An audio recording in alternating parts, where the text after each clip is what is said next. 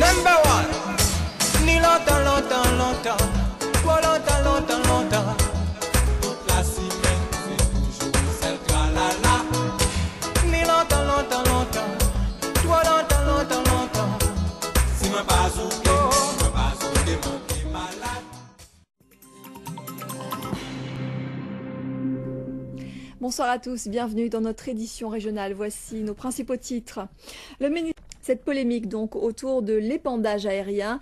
Le ministre de l'Agriculture, Bruno Le Maire, a donné son autorisation pour que le traitement des bananeraies continue de s'effectuer avec cette technique dans les DOM.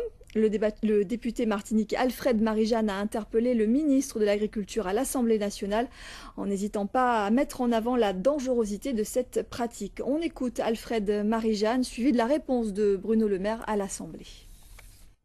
Et sans réelle surprise, le groupement des bananiers de Guadeloupe reste favorable à cette pratique. Son président Francis Linière se satisfait de cette dérogation. Il assure que l'épandage aérien est la technique la moins nocive pour la population. On l'écoute. Et le LKP fait part de son inquiétude face à cette décision. Dans un communiqué, le mouvement indique que cette autorisation n'intervient que pour préserver des intérêts financiers. Il met en garde et rappelle les conséquences de ces décisions dans l'affaire du chlordécone.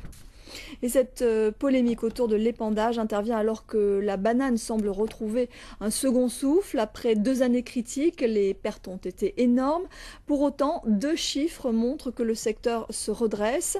Plus de 66 000 tonnes de bananes ont été commercialisées cette année et 200 salariés ont été recrutés, essentiellement des jeunes. Illustration avec ce reportage à Capesterre-Belle-Eau de Jérôme Bouécasse et Jean-Marie Mavounzi.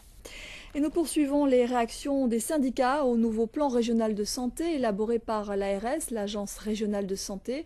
Ce soir, la parole est à Lucette Sahay, la représentante de la FGSFO, la Fédération guadeloupéenne de santé, qui demande un meilleur accès aux soins. On écoute.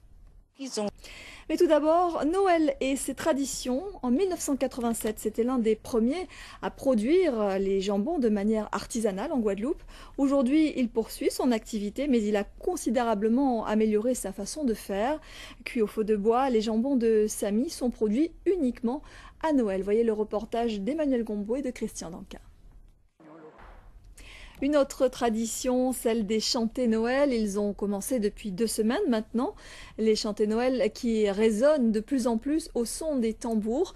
Certains groupes de carnaval s'emparent des chorales de Noël. Illustration avec Masse en nous à Chauvel où se sont rendus Daniel Marius et Christian Danquin pour nous. Et on en vient à ce rendez-vous musical devenu incontournable, le festival Île Jazz, carrefour des musiques jazz aux influences diverses. Les concerts débutent vendredi soir avec des têtes d'affiche qui raviront les connaisseurs. Nous allons en parler dans un instant avec notre invité. Et parmi les artistes qui se produisent à l'occasion de cette édition, on retrouvera dimanche soir sur la grande scène de la place de la Victoire Lydia Barlagne, la chanteuse guadeloupéenne à qui on a donné carte. Voilà, Lydia Barlagne qui sera sur la scène du festival Île Jazz dimanche soir. Et on reçoit donc Gérard Poumarou. Bonsoir. Bonsoir. Merci d'être avec nous. Vous êtes donc le responsable de la programmation de ce festival. Un festival porté par Cap Excellence, on le rappelle, qui ne fait pas les choses à moitié. Des artistes de renommée internationale et de grande qualité. Tous les connaisseurs s'accordent à le dire. On a le sentiment que véritablement, c'est un festival qui s'impose au fil des ans. Merci beaucoup Gérard Poumarou d'être venu sur ce plateau, nous parler donc du festival Île Jazz qui a débuté depuis lundi à travers des conférences, mais la première scène, le premier concert, ce sera donc vendredi soir chez vous du côté de Sonis aux Abîmes. Merci encore.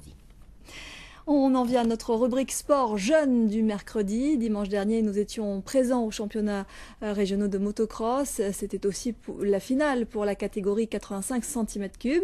Des jeunes de 10 à 13 ans se sont affrontés pour le titre remporté au final par Andy Brice Ladir dans des conditions météo assez déplorables. Philippe Grenier.